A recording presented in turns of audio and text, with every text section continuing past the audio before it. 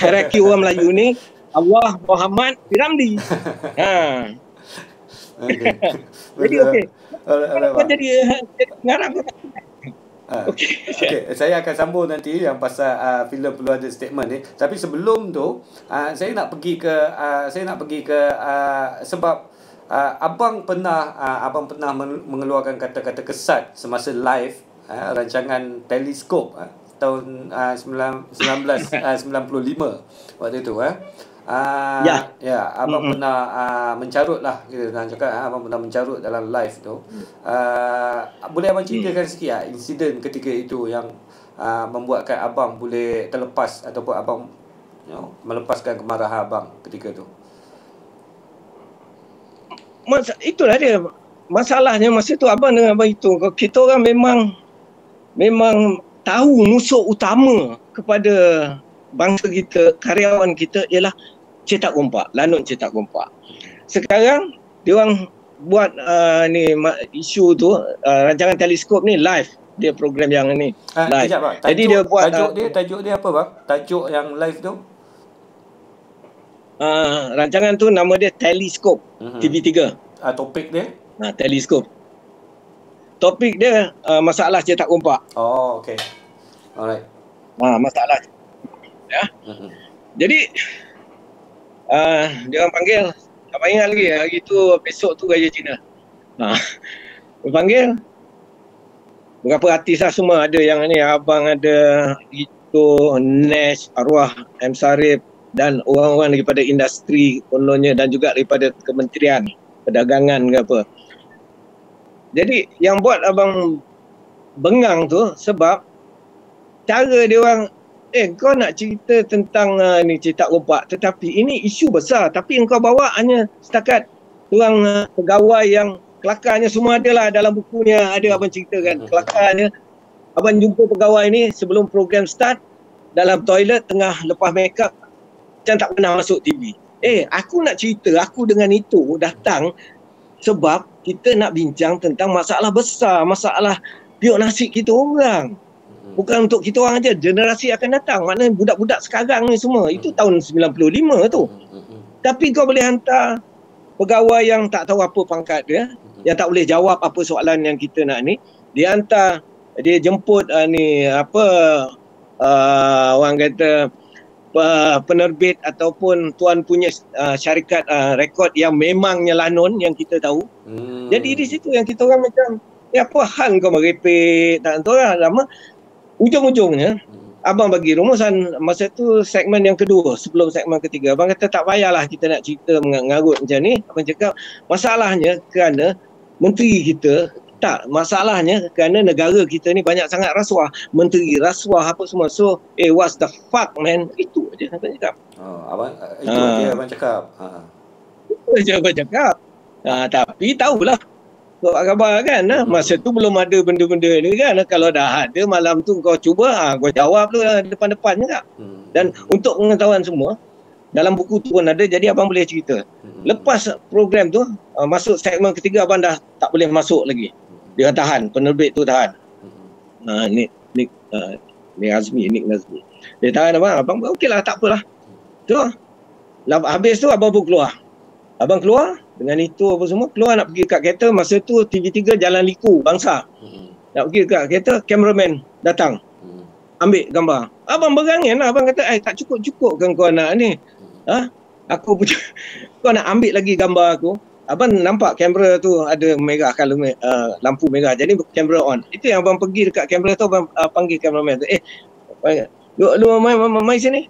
Dia datang. Dia tak ada masalah. Abang pun tak ada masalah dengan dia. Dia datang, abang pun pergi dekat lens tu. Abang cakap dekat lens tu. Abang cakap, Mahathir, ini semua lu punya masalah. Lu yang hancurkan kita orang macam ni. Fuck you, abang tunjuk ni. So, abang cakap dengan cameraman, aku bantu. Itu yang besar tu. Itu yang jadi besar tu. Okey, beginilah abang, banyak orang nak tahu kenapa. Senang je abang buat tu. Senang cerita, aku senang gila ataupun ada yang kata ini budak tak sioman lah nasib masa tu macam.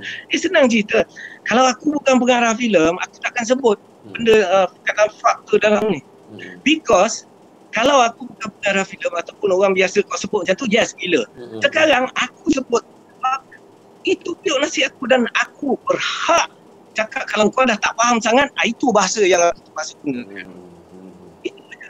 Kalau abang bukan pengarah filem ataupun abang punya kerjaya ataupun kehidupan abang tak melibatkan jenayah cetak rupa ni, tak mengganggu abang punya pendapatan, aku tak bising lah.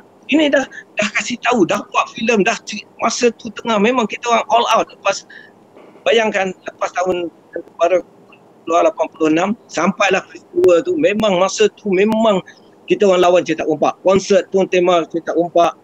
Jadi kita memang serius. Tiba-tiba kau panggil aku nak cerita, aku bagi je. Tapi kalau abang, itu abang kata pasal aku pengarah filem, jangan kata aku gila. Kalau aku tak cakap macam tu, betul aku gila. Pasal apa? Aku tak pertahankan hak aku. Simple as that. Okey, apakah kesan daripada abang perbuatan abang tu, cakap-cakap abang tu, ini juga relate dengan penahanan abang selepas tu? Apakah dia relate atau tak? Alah, senanglah abang ceritalah. Ini semua Mahathir punya rejim ni, dia orang dulu begini. Kalau kau banyak je ni songai atau ni, dia akan buat hal lah. Tinggal takkan dia nak tangkap Nasir Jani, karyawan bawah ISA. Malulah. Gila ke kau nak tangkap ni? Jadi, apa cara ni? Cara dia, macam tu lah, dia carilah apa kelemahan apa. Dia ambil lah benda tu. Dia sadap lah. Itu aja benda tu. Janji, jangan bercerita. Itu yang kes yang masa dulu ada grup Chris yang kena tahan di Sungai tahun 90, time tu lah, 95, time tu. Kena tahan di Sungai. Sepatutnya abang ada. Cerita tu semua ada dalam ni. Tapi boleh cerita ke? Abang patut ada dalam band tu, tapi last minute abang tak pergi. Abang tak pergi. Masa dia roadblock, abang tak ada. Tapi dia orang jumpa 95 paket ke 49 paket ganja dan dalam plastik. Abang rasa itu memang set up untuk abang lah tu sebenarnya. Sepatutnya saya ni dekat saya kata, kalau dia orang dapat benda, kalau dia dapat tangkap abang masa tu kan, dia boleh simpan abang selama mana pasal itu dah 39B ke apa tu kan, itu akta dadah ni. Jadi dia orang boleh tinggal malam tu kuasa Allah Ta'ala, abang tak jadi ada benda lain terjadi, abang tak jadi pergi. Itu sampai sekarang kes tu. Kenapa? Memang pasal masa tu abang tengah sibuk kecoh pasal apa tu masa tu. Isu abang dengan abang itu kita orang terlibat ni isu Rahim Tamicik, kes ni bawah umur. Kes. Pasal kita orang sebagai anak Melaka, kita orang balik ke Melaka, dia kata apa jadi negeri aku ni, menteri macam ni apa semua. Jadi adalah beberapa benda yang kita orang membantu puak-puak yang anti Rahim Tamicik dan juga anti Mahathir. Mahathir pun dalam UMNO pun tak suka dia. Jadi ada puak-puak yang ni, jadi minta kerja sama kita orang tolong. Yalah, buat apa patut, abang pergilah secara ni, pergi shoot kampung yang kena ambil tu. Lepas tu interview apa, cari budak ni pasal sebelah kampung aja arwah nenek pendek tu, cucu dia pun yang Rahim ni. Jadi benda-benda tu yang buat macam dia orang rasa macam rejim Mahathir ni rasa abang dah membahaya lah, kononnya lah dah membahaya, sedangkan dia orang lagi bahaya, membat duit rakyat. Dan juga masa tu juga lepas isu rambut, isu rambut tu sebab HPD Tokmat, dia berkait-kait. Itu yang dia punya cerita, dia lebih kurang lah, lebih kurang macam tu. So abang kena tahan tu selepas peristiwa tu lah, selepas yang abang balik Melaka shoot pasal kes Rahim Tamicik. 94 lepas tu. Pasal itu aja cara nak senyapkan mulut bang. Bila kes Sungai Chris tak lekat, apa abang, dia sadap pula yang ni, yang apa, yes. Ya, menarik, sangat menarik perkongsian ni abang. Abang fikir begini aja, sorry, begini aja. Abang punya hidup ni boleh buat filem lah. Jom kita buat filem. Boleh bang, boleh. Pasal dia relate. Dia relate dengan apa terjadi zaman masa tu. kisah hidup abang ni memang kena buat filem ni abang. Kisah hidup Nasijani ni memang patut difilmkan untuk untuk anak cucu. Yes, pasal sepanjang abang punya tu, masa itulah juga Mahathir memerintah. That means I'm the other side. Kalau sebelum masa Mahathir memerintah tu ramai yang berjaya, yang apa semua, tapi I'm the other side yang dia tak dapat apa-apa lagi pada kononnya segala kehebatan Mahathir ke naik ke Malaysia. Gua tak dapat apa-apa daripada situ. Dan kekawanan gua yang melawan. Pasal kita ni senang cerita lah, Mahathir dah kencing lah orang Melayu. Fuck lah. Okey bang. Itu abang cerita pasal semangat abang ketika itu sebagai karyawan. So ada suara dalam karya-karya, maknanya dalam filem, dalam ni. So abang menyuarakan segala-galanya melalui karya abang. Okey. Dan benda itu juga saya melihat bahawa kerana karya-karya yang ada suara ini pun tidak sampai juga ke telinga dia orang.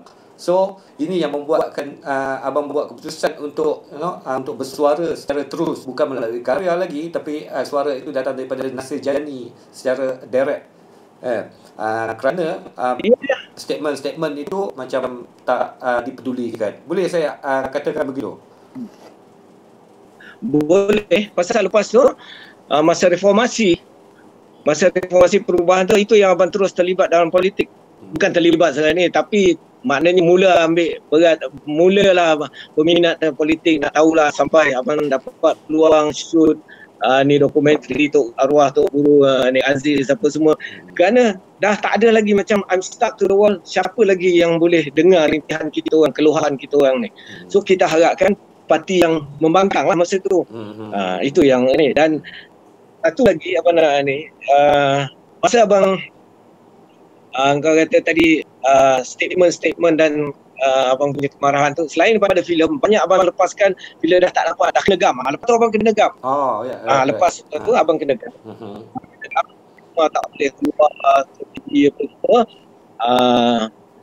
Abang banyak beralih kepada penulisan lirik. Itu yang keluar lirik banyak untuk win. Bazooka Penakar, Setelah Kuarka, lepas tu ada banyaklah semua yang melawan punya lah. Kalau cek abang punya lirik banyak kena menceritakan zaman tu, time tu. Saya ada baca buku abang ni lah, pemberontak filem tu. Abang menceritakan selepas abang kena gam apa semua, dia dah tak boleh. Time tu memang betul-betul dia orang tutup periuk nasi abang. Maknanya abang nak kerja pun tak boleh, nak ni. Sehingga kat abang balik ke Melaka.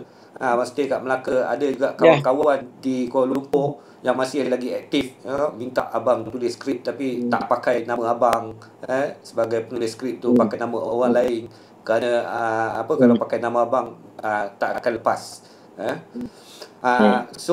Ini sangat bagi saya cabaran ataupun pengalaman yang abang lalui itu memang sangat tough. Memang tough gila, yang saya rasa seniman sekarang ni tak lalui seperti mana abang. Okey, ini juga saya akan cuba untuk simpulkan benda ni dengan sekarang. Maknanya masalah sekarang yang abang perhatikan sekarang, masalah karyawan-karyawan muda. Abang rasa ada ataupun tak ada yang meneruskan legasi abang ketika ini? In the first place, macam abang cakap, aku tak minta legasi ni, tapi keadaan memaksa aku jadi macam apa yang dah jadi.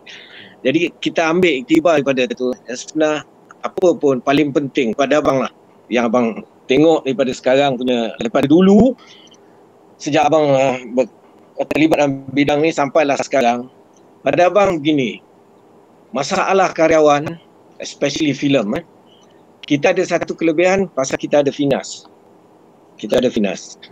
Dan kerana ada organisasi seperti Finas di Korea membuat Korea naik dia punya filem.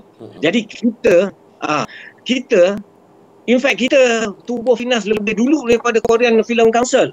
Tapi kita masih lagi ni. Jadi pada abang, masalah ni, ingat kita sekarang ni dah tambah lagi. Karyawan kita bukan setakat karyawan Melayu. Kita ada karyawan Cina, India, lagi pada Sabah, Sarawak. Maknanya kita Lagi pada segi tenaga kreatif tu memang kalau satu negara punya macam ni punya tenaga kreatif, hanya yang diperlukan adalah pengurusan, management tenaga-tenaga ni untuk menghasilkan karya-karya besar dan lebih orang kata bermakna. Ini Jadi pada abang, kalau harapkan kita ini semua berada di atas bau Finas. Maknanya Finas yang sepatutnya memainkan peranan ini. Yes. Memang itu pasal jadi kena pilih orang yang betul-betul layak. Orang yang betul-betul faham apa aspirasi kita, apa yang kita nak buat. Bukan orang yang malah nak cakap sendiri ukur baju lah dekat badan. Ini pun benda bukan pasal ini melibatkan orang kata jiwa rakyat dan juga melibatkan martabat, maruah bangsa. Tengok, kita ambil contoh Korea tu cukup lah. Arwah Dr. Anwar Noarai dah cerita pasal ni dalam kertas kerja dia tahun 85. 87. Masa tu Korean Film Council baru ditubuhkan. Anwar Rai dah cakap follow macam mana sedangkan kita dah ada Finas yang ditubuhkan 1982, tapi Korea lambat sikit, tapi Anwar Rai dah nampak maknanya dengan contoh template Korea tu kita boleh ke depan. Tapi again, Anwar Rai is a rebel. Siapa nak dengar ni? Baca dia punya kertas kerja. Tak ada orang nak dengar. Ada semua ada dalam buku ada tulis kita Anwar Rai. Saya ada baca bab tu. Dan in fact, Namron, kau tahu tak? ASK tu, Akademi Seni Filem dan lepas tu jadi Asura tu, siapa punya berenjak? Anwar Rai. Nak harap orang Finas. AFM tu, Akademi Filem Malaysia di Finas tu. Ya. Anwar Rai dalam kertas kerja dia bentangkan tahun 87. Tapi tak ada orang nak ni. Orang yang graduate daripada Aswara apa semua tu patut berterima kasih sebanyak-banyaknya sedekah Fatihah kepada arwah tu. Dia yang mulakan, dia yang fight untuk orang. Nak harap yang duduk kat Finas. Cakap lah, itu pasal second time kau sampai gua pecahkan pintu Finas. Pasal kadang-kadang dia orang ni, yang abang menampak lah, kau kena gencatkan dia orang tu. Baru dia sedar. Tapi Malaysia ni pelik. Kau dah gencat, dah pecah pintu pun, tak juga. Agaknya sampai nak kena pecah muka ke? Itu yang abang tak faham. Itu satu sikap orang Melayu yang abang tak faham. Tak kira lah Melayu ke apa. Orang Malaysia, rakyat Malaysia. Pasal kita dah di brainwash oleh konsep yang dipanggil rejim Mahathiriism. Semua ambil mudah. Kalau apa-apa problem, kerajaan akan bantu. Kau buat apa-apa pun, mesti walau apa cara pun, kau mesti buat untuk duit. Untuk kaya. Pijak orang pun tak apa. Tipu sana pun tak apa. Ini yang dihasilkan selepas 20 lebih tahun dia memerintah rejim dia. Inilah yang kita tengok sekarang ni. Cuma degil, orang suruh jangan keluar KPK, pergi juga pasal tak serius. Hidup tak serius. Tak pernah nak fikir ni. Pasal happy, kalau susah nanti kerajaan ni kau buat tipu ke apa semua, nanti kita akan cover. Kalau ada kes bunuh pun boleh cover. Nampak? Jadi everything is fuck up pada bang. Kena satu benda baru lah. Pemimpin yang ada sekarang ni mengarut lah. Semua masih lagi ada DNA Mahathir tu. Mahathir UMNO. Kita kena baru punya. Baru negara ni boleh ke depan. Ya. Okey bang. Kita pun dah sampai hujung-hujung dah sikit. Saya tanya soalan yang terakhir lah. Soalan yang terakhir. Berdasarkan apa yang abang cakap tu, bahawa saya percaya bahawa abang juga bersetuju yang karyawan atau seniman itu memainkan peranan diorang untuk negara, berbalik pada menghasilkan filem-filem yang macam abang buat dulu, seniman kebara, seniman jalanan apa semua. ini kita tengok sekarang ni banyak yang muda-muda yang bawah yang umur 20-an lewat 20-an, awal 30-an, yang muda yang sangat kreatif buat kerja. Saya boleh mention nama-nama kat sini, macam apa, kita ada Mus Amir, kita ada Razri Hisham, kita ada juga Nick Amir, beberapa lagi director yang mungkin saya tak sebut di sini. Jagat tu banyak macam tu. Jagat itu pengarah. Jagat Sanjay director Sanjay itu. Dan nama penting. So saya nak tanya, abang pada tahun 80-an dulu dengan sekarang, abang rasa ada perubahan ke, atau kita ni makin ke belakang? Pada abang ada perubahan.